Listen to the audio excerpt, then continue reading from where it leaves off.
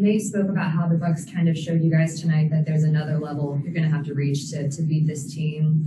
What do you guys need to do to reach that level and to respond to this loss? Yeah, we just got to, up our level of competition, of intensity. I feel like this is part of us growing, into the mature players that can handle, a championship run, as this is our first, not to make an excuse. But these are the type of things that happen, and it's on us to, improve and make adjustments. Chris, what do you feel like the Bucks did differently tonight to stop you guys on offense? If anything, it was just the pressure. I feel like the pressure they applied to the ball. They're obviously a lot more aggressive and a lot quicker out in transition. But I just feel like the ball pressure at the point of the screen was definitely a lot more intense. As one of the vocal leaders of this team, what do you say to the guys after a game like this, and how difficult is it to erase a performance like this one? Yeah, I don't know if you could ever really necessarily erase it, but we can go back and learn from it and understand that this is, probably the same game plan for them coming next game. And that's the great thing, is that we have more games. We get to go back home and try this again. So, that's really my sentiment, or, my speech to guys, if I had one, is that, we got some games at home to try to bring this back. All right, Royce? Yeah, Trey talked a little bit about the aggressiveness that the Bucks kind of applied to him. What can you guys do to kind of counter that in Game 3? Is it better screens? Is it more movement off the ball? How do you kind of counter that? Yeah, I feel like, just first we just got to be more patient, and try not to just, give the team extra possessions. But I feel like, if anything, I just feel like, we need to have more movement, just off the ball, giving guys outlets and, areas to catch the ball and try to create. So I feel like that's step one. John, how good was it to see Cam get some minutes out there tonight, just with him being out injured for so long and finally just getting to get back on the court? Yeah, one of the bright spots of the night for sure. I love seeing my brother get healthy, get back on the court, and try to get some minutes back under his legs. Obviously playoff minutes, so it's a little different, but I'm happy nonetheless. Is it encouraging at all, as tough as this loss is, you're still going back home and it's 1-1. You guys have kind of been in this exact same scenario the first two series, and you were able to win those.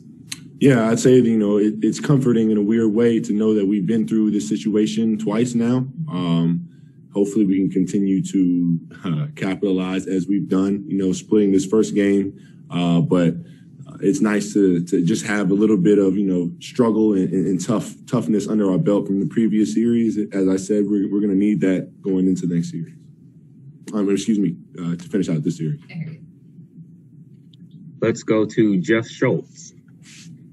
John, I'm just wondering, it's rare that you're watching the whole game from the fourth quarter on the bench. What was going through your mind during that time? I was just cheering on my guys. I feel like, one of my favorite things to do during a basketball game is to cheer for my teammates on the bench. I work out with those guys every single day, travel with them, and I was just cheering them on and trying to just, encourage my guys to keep their heads up for next game.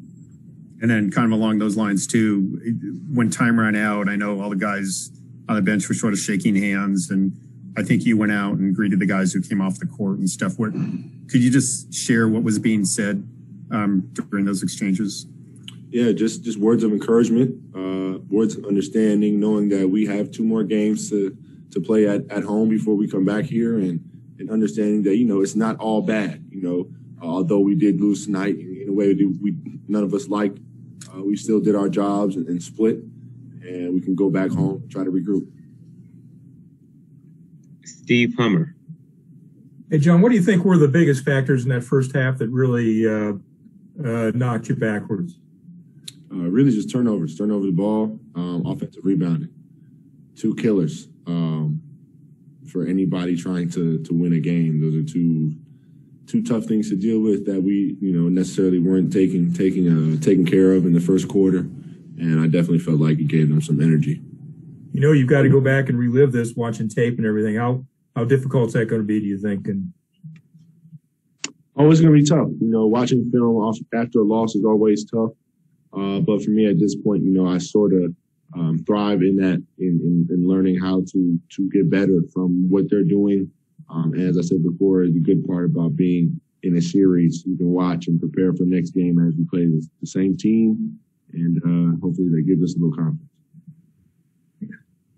Just a few more. We'll go to Patrick from ESPN.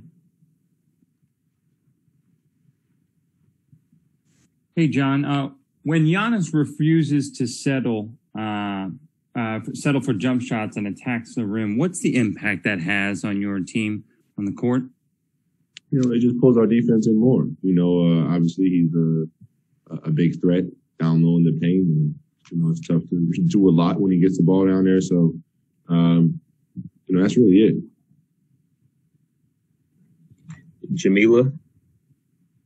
Hey, John.